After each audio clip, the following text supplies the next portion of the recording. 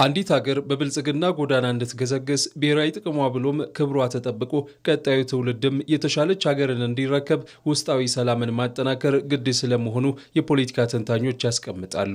ሀገር ሰላሙን ሲያጸናና አንድነቱን ሲጠብቅ እንደ ሲንጋፖር በአጭር ጊዜ ውስጥ ሊመነደግና ለሌሎች ምሳሌ ሊሆን፣ ይህ ሳይሆን ሲቀር ግን እንደ ሊቢያ፣ የመን አሊያም ሶሪያ የመፈራረስ ዕጣ እንደሚገጥመውም ያስቀምጣሉ። ዜጋው እርስ በርሱ መግባባት ሲያቅተው ሀገር ሰላም ርቋት በግጭት ዙሪት ስትናጥ ሀገረ መንግስቱም ችግር ውስጥ ሲገባ ያኔ ብሔራዊ ጥቅምን ማስጠበቅ ይሳናል። የሰላምና ደህንነት ምሁር የሆኑት ዶክተር ቻኒዮም እንደሚሉት ውስጣዊ ሰላምን ማስጠበቅ ካልተቻለ ብሔራዊ ጥቅምን ማስጠበቅ አዳጋች ይሆናል። አንድ ሀገር ሰላም ከሌለ፣ ውስጣዊ ሰላም ከሌለ ብሔራዊ ጥቅም መጠበቅ ይከብዳል። ሰላም ማለት ህዝቡ አንድነት ነው የሚያሳየው። ህዝቡ አንድነት ነው የሚያሳየው። ስለዚህ ህዝቡ አንድነት እስካለ ድረስ ህዝቡን በአንድ ድምፅ በአንድ ልብ አገራቸው ጥቅም የሚያስጎዳ ነገር ሁሉም በጋራ ክንፍ ይረባረባል። ስለዚህ መጠንቀቅ ያለበት የውስጣዊ ሰላም ምን ያህል መጠበቅ አለበት። ያለ ውስጣዊ ሰላም አገራዊ ጥቅም ማሳካት ይከብዳል። ኢትዮጵያ ለረጅም ዓመታት በውስጣዊ ግጭቶች ስትናጥ ልጆቿም እርስ በርስ ሲታኮሱ ቆይተዋል። ይህ አንድም የውይይት ባህልን ካለማዳበር አሊያም ችግሩን መፍታት የሚችሉ ተቋማትን ካለማጠናከር የሚመነጭ መሆኑን የሚያነሱት ምሁራን የሌሎች ሀገራት ተሞክሮን ያነሳሉ።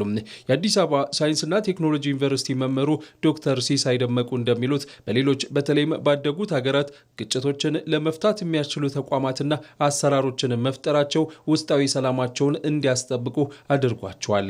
አንድ ችግር እንደገጠመን ወዲያውኑ ተናግረን በዛ ጊዜ በሚመጥን መልኩ መፍታት ካልቻልን ወይም መቀመር ካልቻልን ግጭቱ በደንብ ወጥቶ ይታያል ማለት ነው። ሰላም አጡ እንላለን እንጂ ሌሎቹ መድህን የሚሆናቸው ምንድነው? እሱ ቶሎ መፍታት መቻላቸው። ያን የሚፈታ ተቋም መኖሩ፣ ዜጋው ያን ለመፍታት በእውቀትም በሀሳብም በንቃተ ህሊናም ልቆ መገኘቱ፣ ለብሔራዊ ጥቅሙ ቅድሚያ በመስጠቱ ሌሎች ነገሮችን ቸል ብሎ የተውና ለዛ የሚጎዳው ነገር ላይ አንድ አቋም ስለሚኖራቸው በተሻለ ውስጣዊ ሰላም አላቸው፣ መረጋጋት አላቸው እንላለን። ምሁራኑ እንደሚሉት ታዲያ በኢትዮጵያ ምድር ዘላቂ ሰላም ይሰፍን ዘንድ መንግስትና ህዝብ በጋራ መስራት ይኖርባቸዋል። ከሁሉ በላይ ደግሞ ብሔራዊ ጥቅምን ማስከበርን ያስቀደመ አካሄድን መከተል ያስፈልጋል። መንግስትና ህዝብ ጋር ቁልፏል። መንግስትና ህዝብ ጋር መራራቅ ሲኖር ህዝብ ይሄ ከለ እየተባለ አይጠራም። በተቋማት ነው የሚወክለው። በሃይማኖት ተቋማት፣ በሙያ ተቋማት፣ በአካባቢ ባሉ እስከ ድር ድረስ ያሉ ተቋማት የሚናቁ አይደሉም። ህዝብን ከመንግስት ጋር ለማገናኘት ያን ጠንክረን መስራት አለብን። የሚያለያዩ ነገሮች ላይ በደንብ ተናግረን አሁን ይሄ ብሔራዊ ምክክር አይነት ተቋማቶች ሄደው ተደራድረን የምንፈታውን እንፈታለን። የማንፈታው ጋር ግን ማን ይዳኘናል? ብሔራዊ ጥቅማችን ይዳኘናል ማለት ነው።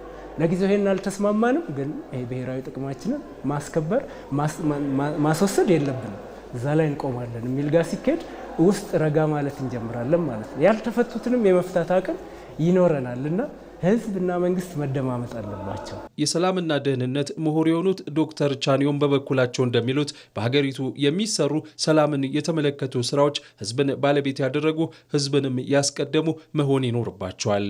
ማንኛውም የሰላም እርምጃዎቹን፣ ማንኛውም የሰላም ፖሊሲዎቹን፣ ማንኛውም የሰላም እቅዶቹን ካለ ህዝቡ ራሱ የኔ ነው ብሎ መወሰድ አለበት። ስለዚህ የህዝብ ፍላጎት በዛኛው ሰላም እርምጃ ላይ ማስቀደም አለበት። በዛኛው ሰላም ላይ ጎልቶ መታየት አለበት። ሰላም የህዝብ ነው። በአንድነታቸው የታላቁን ህዳሴ ግድብ ግንባታ ከግብ አድርሰው በአባይ ወንዝ ላይ ፍትሐዊ ተጠቃሚነት እንዲኖር ወሳኝ እርምጃን የተራመዱት የኢትዮጵያ ልጆች ሌሎች የብሔራዊ ጥቅም አጀንዳዎቻቸውን እውን ያደርጉ ዘንድ ውስጣዊ ሰላማቸውን ማጠናከር እንደሚኖርባቸውም ተገልጿል።